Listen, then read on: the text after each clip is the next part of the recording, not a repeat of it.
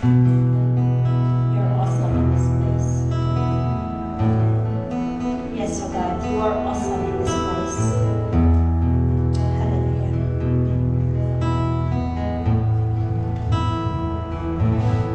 You are awesome in this place, mighty God. You are awesome in this place, Abba Father. You are worthy of all praise. To you our lives we raise. You are awesome in this place, mighty God. You are awesome in this place, mighty God. You are awesome in this place,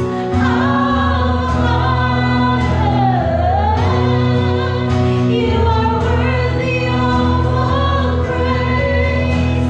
To you our lives we raise. You are awesome in this place, mighty God. Just be in the presence of the Lord and say that you are awesome in this place, oh God.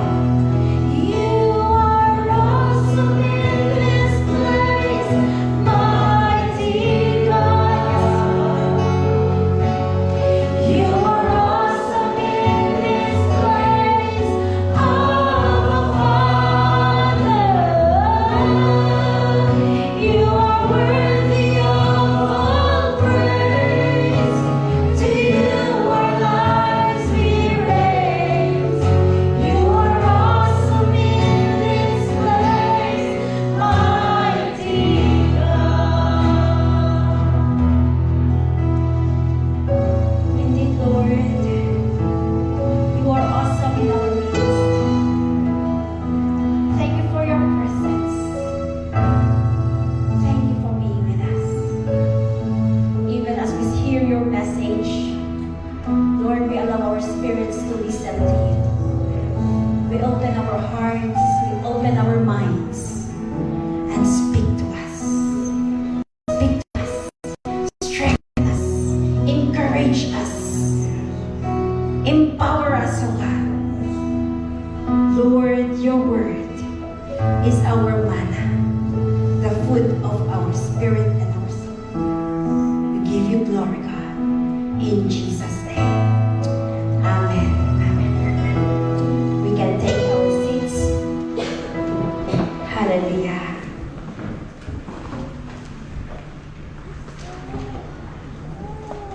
God is here. Amen. God is with us.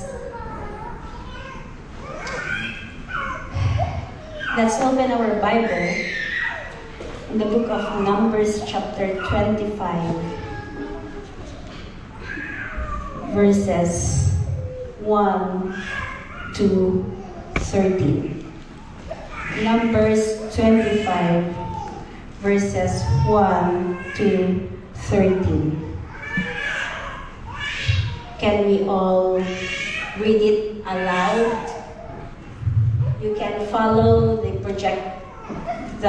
verses that are projected here. Are we ready? 1, 2, 3, go. While Israel was staying in Shittim, the men began to indulge in sexual immorality with Moabite women, who invited them to the sacrifices to their gods. The people ate the sacrificial meal and bowed down before these gods.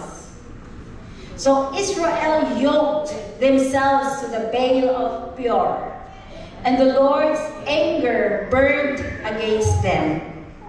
The Lord said to Moses, "Take all the leaders of this people, kill them and expose them in broad daylight before the Lord, so that the Lord's fierce anger be turned away from them, from Israel."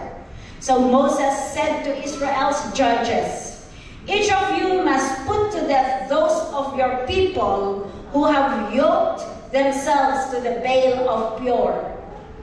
Then an Israelite man brought into the camp a Midianite woman right before the eyes of Moses and the whole assembly of Israel while they were weeping at the entrance to the tent of meeting. When Phinehas, son of Eleazar, the son of Aaron, the priest, saw this, he left the assembly, took a spear in his hand, and followed the Israelite into the tent. He drove the spear into both of them, right through the Israelite man and into the woman's stomach. Then the plague against the Israelites was stopped. Verse 9. But those who died in the plague were numbered 24,000. The Lord said to Moses, Phinehas, son of Eleazar, the son of Aaron, the priest, has turned my anger away from the Israelites, since he was as zealous for my honor among them as I am. I did not put an end to them in my zeal. Therefore, tell him I am making my covenant of peace with him. Our topic for today is about zealous, being zealous for God. Phinehas. What does it mean to be zealous? You are dedicated and enthusiastic for something. Dedicated and enthusiastic for something. When we say you are enthusiastic into something, you are showing or having the intense and eager enjoyment, interest, or approval. It is a very strong emotion within you that you are interested and that you are sincere towards something or towards someone. That is enthusiastic. Amen. And ano pa? You know the meaning of enthusiasm? It was derived from two Greek words. Number one is en, the word en, which means in, I-N. En, the en word means in. And the meaning of theos, of course, from the word theology. What do you understand? If logy is the study of, is the study, the meaning of logy is study. Kaya kung biology is study of life. Pag zoology is study of animals. Paano kapag theology? Study of God. Theo. So yung mga theo means God. So, entheos. Yung theos, dun sa enthusiasm, theos, God. So literally, it means God in us. Amen? So, if God, the meaning of info from the original word here is God in us, the enthusiasm. The word enthusiasm means God in us. Hallelujah. So, nandun yung, I continue to define first, zealous. A feeling of strong eagerness. Oh, eagerness, excited. Eager na eager. Ano pa? Excessive fervor to do something or accomplish some end. Fervor is yung ardent, yung parang desire. It is about being willing, energized, and motivated. So if you see someone who is zealous, you see the motivation inside her, inside that person that comes out with much energy. So you can see in the person that, wow, very enthusiastic siya, pag very energetic siya. Wala pong, hindi po enthusiastic ang isa, there will be joy in the house of the Lord, in the presence of the Lord. Silang pa, there's joy forevermore, the will. Hindi po enthusiastic yun. Amen. Kasi ang na-define natin, yung enthusiastic, it means much energy. Hallelujah. There will be joy. Even the way we sing it, it is a very it is shown through your action, which is your energy.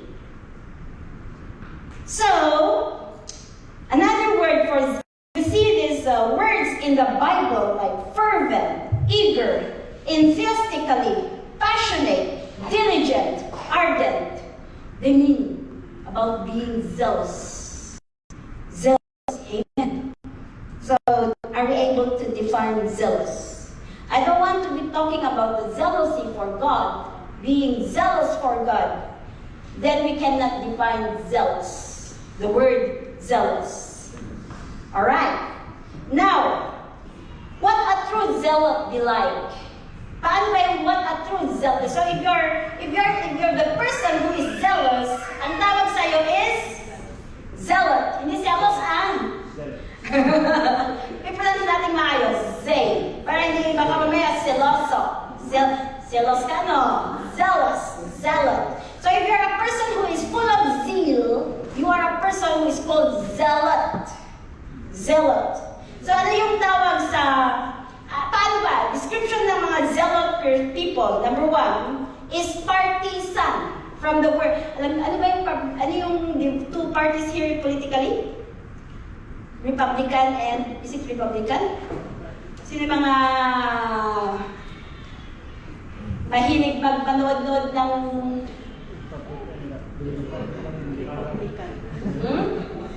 America lang di ako. Republican and Democratic. Dito nga, what is in here? Mga citizens.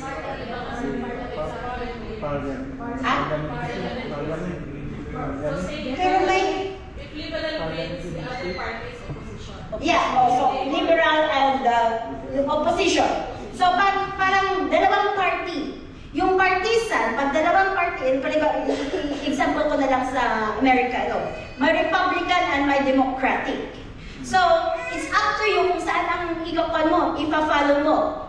So, yung ang partisan daw, kapag Republican siya, talagang very avid supporter siya ng Republican.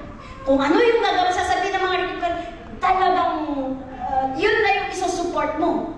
Republican. So that is a partisan. Kinuha nila dun sa party-party ng mga politician. So, there is no doubt, yung kapag partisan ka, you don't have a doubt about what side you are on, you are in. So if you're a partisan of God, you have no doubt, there is no doubt na ang Panginoon ang sinusunod mo. Amen. Hindi balimbing. Wala pong balimbing dito. Amen mo ba? Hindi yung, sige, I will follow you, God. Pero kapag gusto ko yung ginagawa ng world, I will follow the world. It's not like that. If you are a person who is zealous, you are a partisan. You follow what is talagang yung part yung sinasabi ng Panginoon. Amen? Did we get that? It does not matter if the crowd follows the left. It does not matter kapag yung crowd pumupunta, iba yung pinapatunguhan nila. But you know where your belief is, what do you call that? Founded into. So if you know that your belief is in Christ, is in God, then kahit anong sabay, the crowd is saying, it's legal to be like this, even if the world is saying it's legal to be like this. But you know in your heart, you have read in the Bible that it is not in the will of God, then you will strongly believe on the will of God. Hindi na aapektuhan ng crowd. Anong sasabihin ng crowd? Number 2 is fanatic. A person who is extremely interested in something to the degree that some people found them unreasonable. They would do everything. Kaya kung ka-fanatic ka kay... Sino ang kinuha nila dito? Wala kong alam. Fanatic, kung fanatic ka sa K-pop, kung pupunta ang K-pop sa Sydney, sa kay Taylor Swift na lang, kasi yun ang bago. Fanatic ka kay Taylor Swift, kung pupunta si Taylor Swift, gagastusan mo yan. di ba ang mahal ng ticket nila? Kahit 2 linggong sweldo mo, ang isang ticket, kung ka pa sa pinakahuli, gagastusan mo. And that's what people are doing. They have spent much to just attend the concert of Taylor Swift. That's how fanatic is. So if we are a fanatic of God, we will do everything so that we will see God. We will do everything so that we will listen about God. We will do everything, no matter what our situation is, para to be close to God. That is fanatic. Amen. Nakikita ba natin to sa atin? Number 3, last. Mover. A zealot person is a mover. Bakit ko sinabing mover? Di ba yung sometimes you cannot keep what you... sabi na po natin is jealousy is having a zealous... The meaning of zealous is a strong emotion within you. So that strong emotion will cause you to move. If narabaw lang dahita, kapag mababaw lang yan na emotion mo, it will not cause you to move. Pero dahil strong ang emotion mo, gagawin mo ang lahat para lang mapalapit ka sa mahal mo. Gagawin mo ang lahat para maligawan mo lang ang nililigawan mo. Makita mo lang ang mata niya. So that is mover. You will, kahit umuulan yan, pupunta ka, hindi rason ang ulan para hindi ka makapunta sa nililigawan mo. Ginawa ba ng mga asawa niyo yan? Ay, di. So, that is how a mover is. You cannot stop them. They just keep on moving. No matter what discouragement tells them, no matter what accusations against those people, if they are so zealous towards that thing, you cannot stop them. So if we are so zealous towards God, then no one can stop us. Amen. No one can stop us. Nothing can stop us to come closer to God. Amen po ba? Amen. Hallelujah. Alright. There are some characteristics of being zealous. Number 1. Zeal is ought to be seen in a new Christian and ought to remain in a mature Christian. But before that, so we can see the life of Phinehas here, right? We can see the life of Phinehas. He saw the plague. He saw the plague eating or killing the people. No one stopped him from killing the person who brought sin to the Israelites. He was so zealous. God was so zealous also to kill the people because of their sin. The plague, it was killing 24,000 people. But Phinehas was so zealous towards God, and he killed the person. So that is jealousy. It caused him to move and remove the person causing the wrath of God. So, will you be in sa lahat, if only dito lang, kaya mo bang, if everyone is going to the left, if ikaw lang, if everyone is arguing, we're going to the left, and ikaw lang ang magtataas, and kaya mo bang sasabihin, I will go to the right? It's very, even in our family belief, everyone is, my family is like this. My family, kaya I won't leave my family because they are like this. But you have read in the Bible. I'll just give an example. Someone said, I will not undergo water baptism because of my family. My family says no. Because we have grown up na water, hindi yan part of our belief. But you have heard in the message of God that water baptism is a command of God. So, you are very close to your family. You love the relationship in the family. So how are you going to stand up? Will your jealousy for God cause you to go against kung ano man ang sabi ng pamilya mo? So that is jealousy. Something that we think of. Something that we ponder. It's not probably in that situation only, but there are more situations that you can relate this jealousy. Amen. So, characteristic of being jealous. Zeal is ought to be seen in a new Christian and ought to remain in a mature Christian. Usually, pag new believer ka, on fire ka. Pero habang pumupunta yung taon, nawawala na. Nagiging, yung dating fire mo, nawawala na. Dati, maalala niyo ba yung time na new believer kayo? You know that. And habang pumupunta yung taon, nawawala na yun. How are you now? But sabi po dito, jealousy should remain in a mature Christian. Like Saul, I'll give an example. Saul and David, they were both anointed as king. But the first one who was anointed was Saul. He was jealous for God at first. I don't have the time to read, no? You do your assignment. What happened to Saul and what happened to King David? He was jealous to God at first, and then he committed mistakes.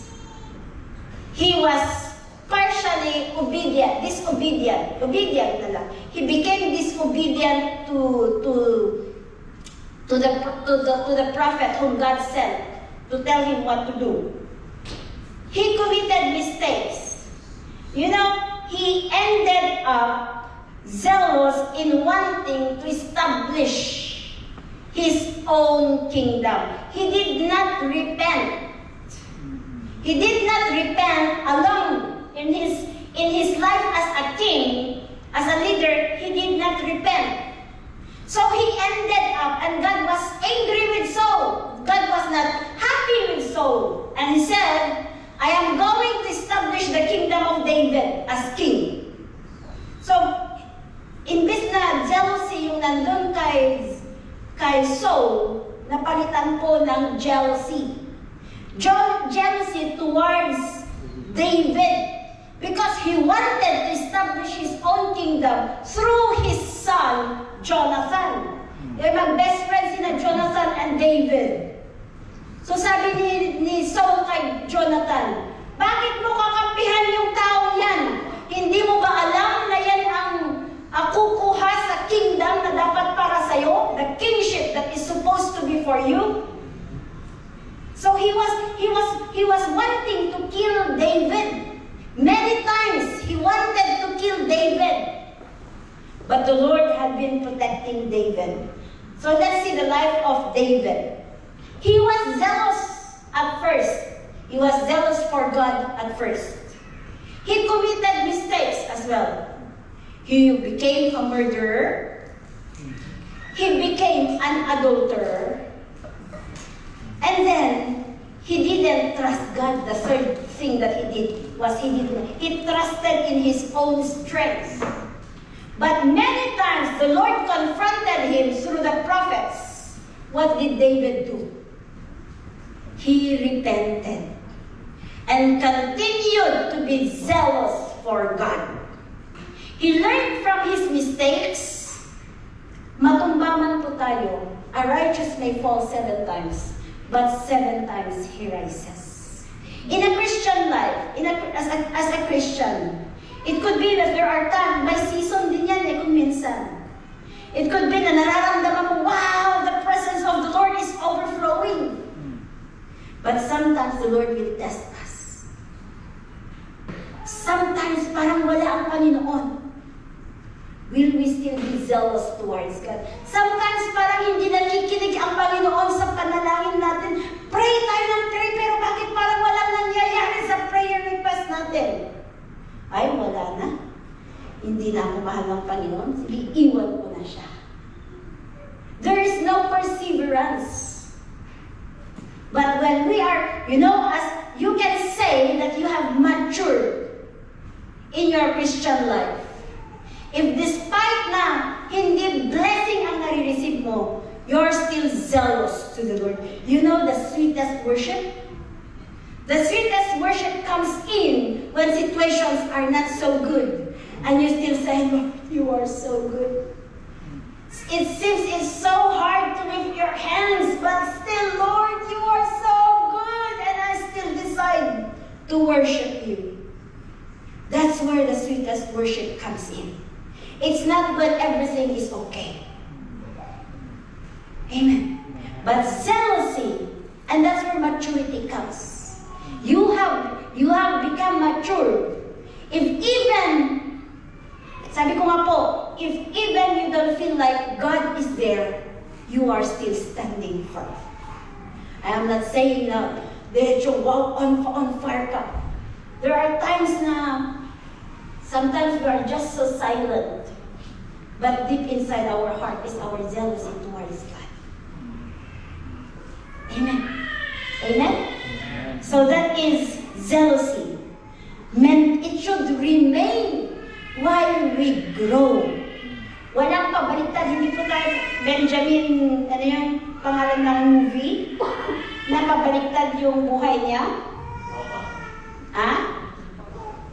Barton? Button. Benjamin, hindi po tayo Benjamin Button. Okay, number 2. Zeal should be added to the full armor of God to be an effective army of God. You know, the full armor that is found in Ephesians chapter, I don't have the time to read everything, From Ephesians chapter 6, verse 10 ba yun? To 20 plus 18 or... So we have the full armor of God. That's your assignment. Read the full armor of God. This full armor of God is they are intended to protect us from the attacks of the enemy. They protect us.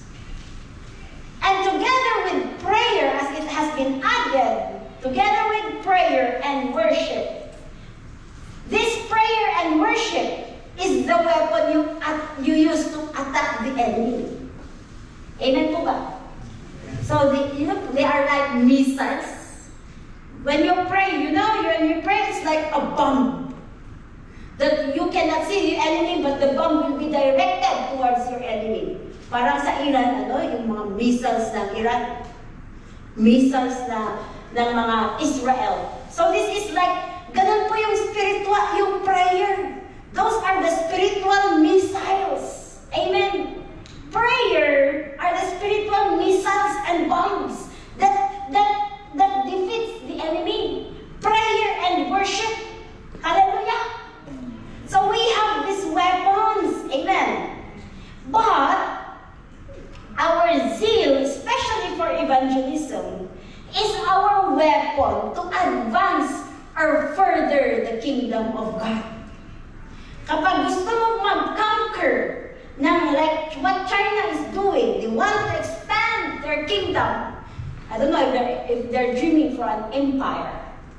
If you want to expand the kingdom, if you want to be part of expanding the kingdom of God, there should be jealousy in our heart towards God. Amen. We are not satisfied to just be seated Christians. Ano yung mga SSS? Satisfied, seated, saved, satisfied, and seated. Ano yung mga SSS Christians? I'm okay, importante, I'm saved na. Pero, wala kang pakialam kung yung mga kasama mo is pupunta ng church. You don't care. That is satisfied. Ano pa yung isa? Saved, satisfied, and seated. Kaya, uupo-upo ka na lang sa church. But if you are a person who is filled with zealousness towards God, you want to go and share the word of God. You get up, go. Sabi po ng Matthew chapter 28, go and make disciples. You are part of those making disciples, of those who are making disciples. Reaching, sharing the word of God. Kaya po this anniversary natin, I ask you, Forward your people who are your prospects, so we will pray for them and do the invitation. Let's all invite people whom we know. Pag po, ay, may naiya ako, baka sabihin nila akong, ay, born again ka na pala? Ikaw ba yung hallelujah, hallelujah? Ay, nag-church ka na sa FB. Alam mo, ganyan yung mga FB. Kukunin lang ang mga pera niyo. Oh. Pero if you're a person who is person who is zealot, you don't care whatever they say. Because you know in your heart that in the church you feel the presence of the Lord. Amen. You know in your hearts that you are just doing the will of God. So wala pong pakialaman.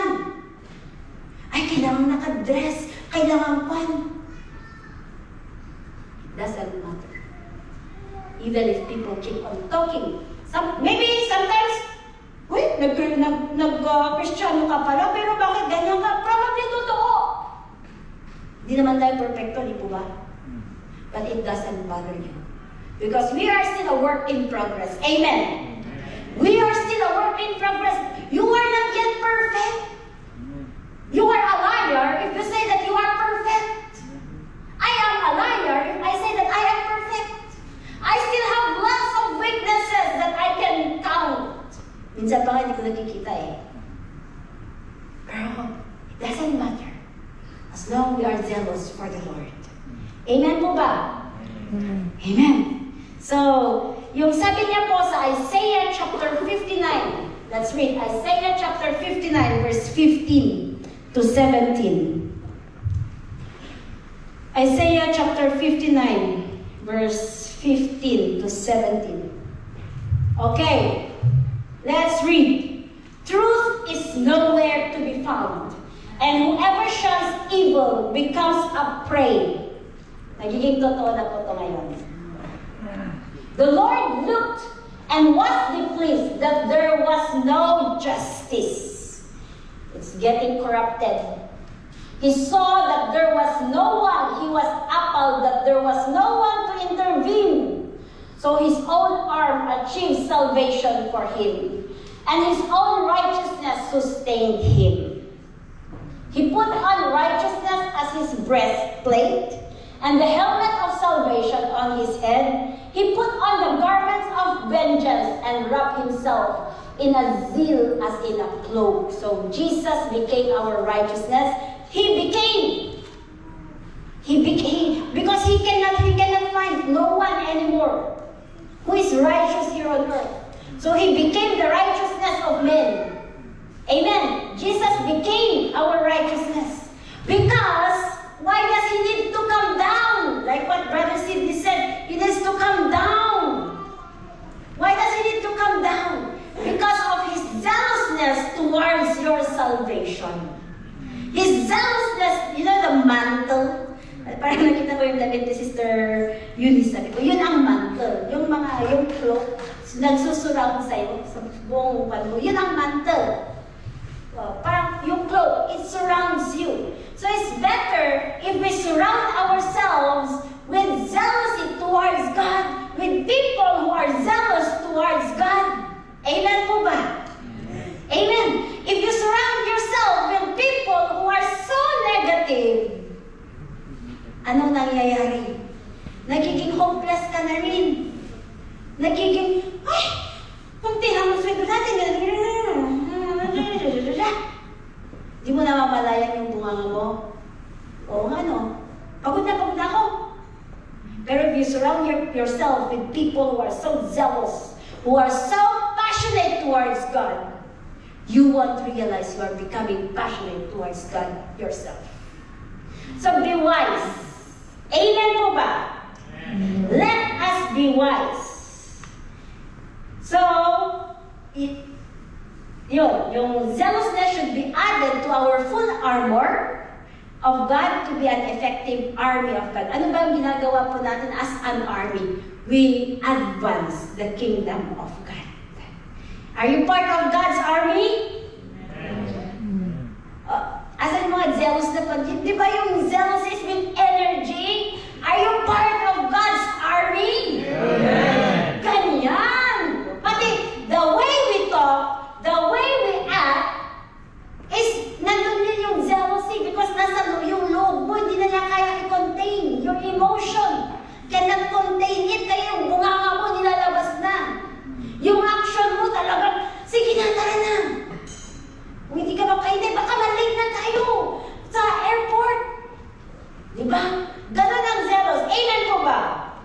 Amen po ba? Amen. And number 3, zeal can stay in the hand of God. Hallelujah. You know when I say stay, zeal can restrain the hand of God. If intercession can restrain the decision of God, zeal can restrain the hand of God. Especially when God is a God of wrath. He does not tolerate sin. He cannot tolerate sin. If there is too much sin in the land, He will pour out His judgment, His wrath. How? Naalala yung nangyari sa Brazil? The time that they were displaying Jesus being mocked by Satan. Have you seen that news? After quite some time, there was flood. You remember the president of Iran currently, Raisi. He was mocking. He was cursing Israel, and God said, "No one can curse Israel." So be careful with your standing, even politically. Those who curse Israel, they will be cursed. Those who bless Israel, they will be blessed. And you know what happened? Diba? Parang si Raisi talagang, it was under his leadership that the missiles, first time that Iran attacked Israel with 300 missiles. But 99 were, tawag nila dun? Intercepted. 99% were intercepted. And you know what happened? Until I stopped watching na kasi I was waiting for the investigation. But until now, there is they cannot come out with the right reason why it crashed. His plane crashed and took his life. And I said, it is just the hand of God. No one can go against the hand of God. But if someone who is zealous for the Lord, if you are zealous for the Lord, you can restrain him against the judgment towards your loved ones. Especially if our loved ones are so, they are very zealous in I will make it as practically sa atin. If our loved ones are very zealous sa paganism, you saw naman, Phinehas, they were the Moabites were offering other gods. Paganism is other gods as well. But if you will stand for your family, you will restrain the hand of God against His wrath towards your family. Amen po ba? So let us be zealous. Amen. We are saving our families. We are saving our country, our prayers, even Australia. Wag po tayo mag-relax. China. Ngayon, kinukuha ang Taiwan. Don't you know that Australia also is in war against China? And you are here in Australia. So the more that we should be zealous towards God. Amen? It will be our protection. So that happened in the time of Phinehas. Yung binasa po natin kanina. His jealousy restrained the hand of God from His wrath to destroy the Israelites. So only 24,000 were killed. But how much more if Phinehas was not zealous? Many times God said, Moses, lumayo ka sa mga Israelites. I want to kill all those Israelites because of their sin. But the jealousy of Moses had been saving the Israelites. Let us all rise up in jealousy, mga kapatid po. Amen. Number 4. Jealousy is provoking and consuming. Jealousy is provoking and consuming. What does it mean to provoke? 2 Corinthians chapter 9, verse 2. 2 Corinthians chapter 9, verse 2. Let us read.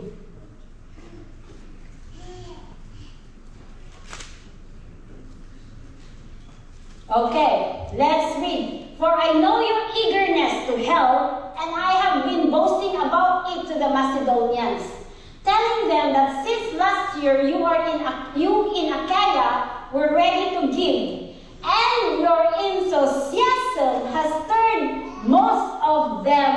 action. Hallelujah! Kaya nakita niyo, there your enthusiasm stirred most of them to action. Kaya, sabi ko ng isang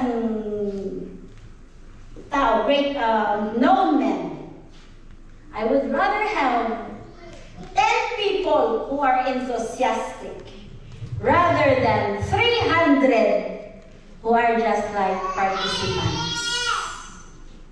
Did you get it? If 10 people or 2 people are so enthusiastic, like the time of Numbers chapter 13. Numbers chapter 13, verses 26. When God sent the 12 spies to explore Canaan, 12 spies, leaders po ang mga to from the 12 tribes of Israel. Leaders, they were leaders in their tribes. And God said, can I ask leaders from your tribes to explore Canaan? Because they're going to conquer Canaan. And in verse 26, here we go. Let's us all read. Every one of us. 1, 2, 3, go. They came back to Moses and Aaron and the whole Israelite community at Kadesh in the desert of Paran.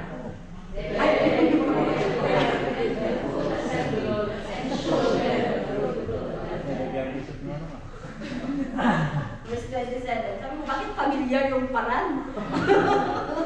Okay, verse 27. And then, they gave Moses this account. We went into the land which you sent us, and it does flow with milk and honey. Here is its fruit. Verse 28.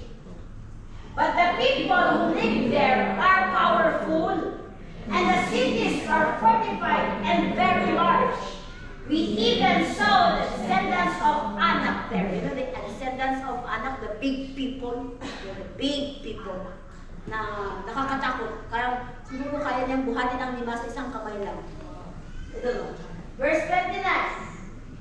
The Amalekites lived in the Negev. The Hittites, Jebusites, and Amorites lived in the hill country. And the Canaanites lived near the sea and along the Jordan. 30. Then Caleb silenced the people before Moses and said, we should go up and take possession for the land, for we can certainly do it. Oh, very positive si Caleb, ano? We can certainly do it, kahit malalaki ang mga yan. Amen. Verse 31.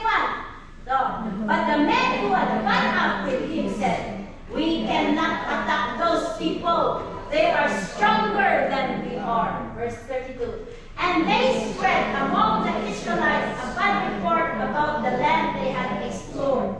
They said, the land we explored devours those living in it, and all the people we saw there are great size. Continue. We saw the Nephilim there, the descendants of Anak from the Nephilim. We seemed like grasshoppers in our own eyes, and we looked the same to them. So parang ang liliit talagang malalaki kasi grasshopper, maliliit ano. My point is, 10 were people who are discouraging the people. It's really true. Totoo po yung report nila. But only 2 said, we can certainly do it. Aside from Caleb, who's the other one? Joshua. And you know what happened? The Lord became angry. And instead na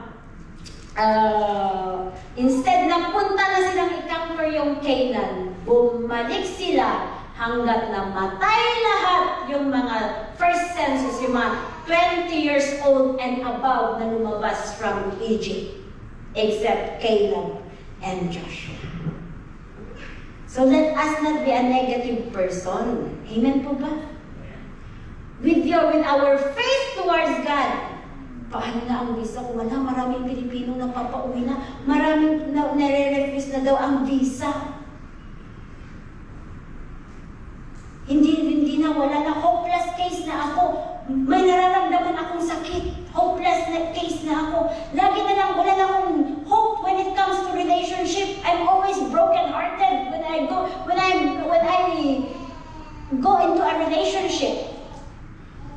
You know, let's not allow our past to define our future. God can make your story. God can open door even for our visas. Amen po ba? Amen. Nothing is impossible with the Lord. We just need to cling to Him and be zealous for Him. Amen. But if we are a person who is easily, zealous, hindi marunong ma-discourage. Kapag zealous ka na tao, hindi ka marunong ma-discourage. Discouragement is not in your dictionary. Pwedeng makaramdam ka, pwedeng a little bit may reaction ka, but you will not remain in your discouragement state. You will always rise up. Amen. Amen. Zealous children of God. Hallelujah. That is provoking. Yung pinoprovoke po natin na, come on, let's come to church. Let's join the church. I know it's Pinana. Mas malayo sa North, pero let's go.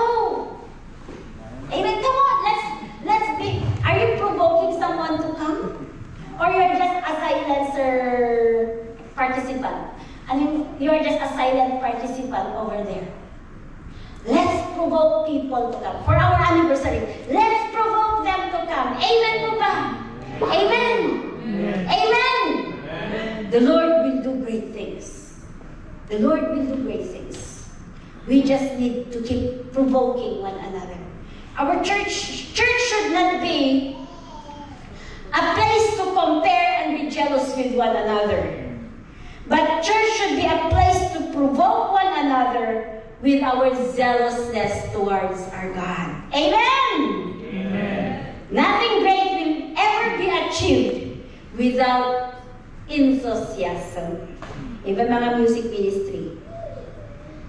Nothing great will ever be achieved without it in all our ministries. Even in our job, secular job. Nothing great will you be promoted pagpasok mo pa lang, nakita ng boss mo na para kang lupay-pay. Will you be promoted pag alas 3 sana, 2:55 na, nandun ka na sa time, machine, na naghihintay na gusto, you are zealous enough to go home. Will you be promoted? So it's just the same po. Even in our service for the Lord. You know, if you see someone na parang, wow, ang sayang ng tanong niyang nag-worship sa Panginoon, naiinganyo ka rin mag-worship. Amen po ba, worship team? Amen po ba, worship team? Amen. Kaya, worship team, enthusiasm in leading. Amen. Pwede mga nag-AMC rin dyan. Lahat. Consuming. Psalms 119 verse 139. Psalms 119 verses 139. Of 119 verse 139. The longest chapter. Is it the longest? Yeah. Are we there? Okay, let's read. My zeal wears me out, for my enemies ignore your words. If you read the prior verses niyan, parang wala na. No one fears God anymore. No one wants to do what is right. And then David says, my zeal wears me out, for my enemies ignore your words. Does it hurt you so much if people ignore God? Does it wears you out inside you if you see people going against the will of God? Because you are zealous for God, it consumes you. It wears you out. Praise the Lord, because we can always voice it out through prayer, and the Lord will restore us. Amen. So that is consuming. Okay. Last. Zeal should be directed to the right thing. Ang zealous naman, ang enthusiasm natin, let's see para directed po siya in the right thing. Number 1, church. Psalm 69 verse 9. Our dedication to God can cause other people to scorn, insult, and reject Him, but our dedication to God can cause other people to, let's read first. 69. Okay. For zeal for your house consumes me, and the insults of those who insult you fall on me. Despite na nakikita na dati-dati kasama ka namin sa Saturday. Dati-dati kasama ka namin sa party pang Sunday. Bakit ngayon? Bakit? Nag-church. Wala bang Panginoon sa park? Wala bang Panginoon sa party? That's why you have to go and, you know what I mean? They insult you. But because you are so dedicated to God, you are dedicated to church rather than other things. Amen. Going to church it is a place of worship. It is your rendezvous with God. So you prefer to go to church rather than other things. Okay. Number 2.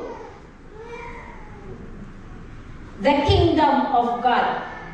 The kingdom of God. The zeal of God is to establish His kingdom in the hearts of men. That's why He sends someone to share the word of God to you. Let's have this zeal as well. The zeal of God, the heartbeat of God, is the salvation of men. The apostles, if you remember the apostles, they were so zealous towards the kingdom of God, even to the point of death. From the 12 apostles, except Judas, only one died out of old age, and that is Apostle John.